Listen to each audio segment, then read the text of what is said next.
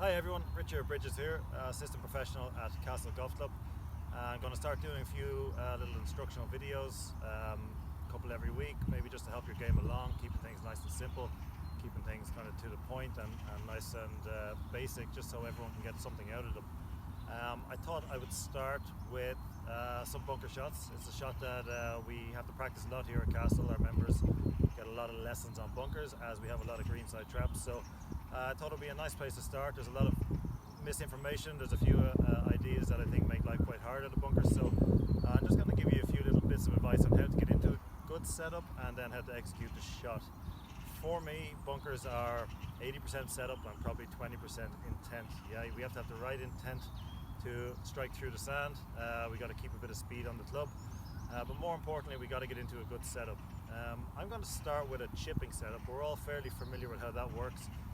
Feet under the shoulders, ball more or less in the middle of the feet, maybe a little bit of weight towards our forward foot. You might notice I'm left-handed, so for you right-handers out there, it'll be on your left foot. For me, it's my right foot.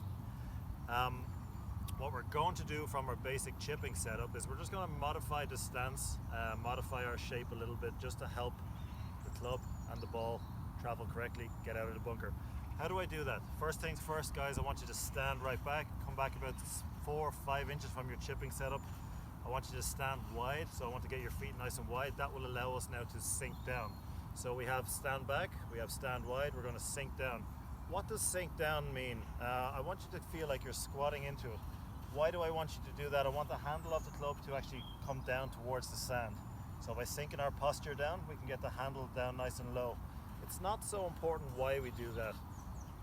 The technicality is we're trying to expose some bounce and try to add some loft, but there's a lot of misinformation and a lot of talk around about bounce and all this kind of stuff, how clubs are designed.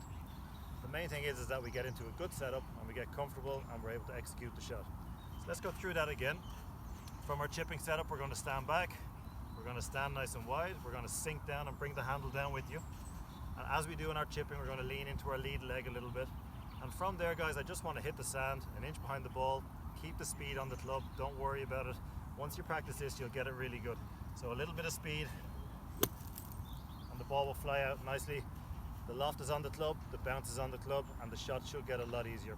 So if you want any other shots looked at, or you want to talk about any other short game, long game, technique, setup, no problem. Stick a comment, I'll come around to it, I'll get a video done for you, and we'll try and all get a little bit better.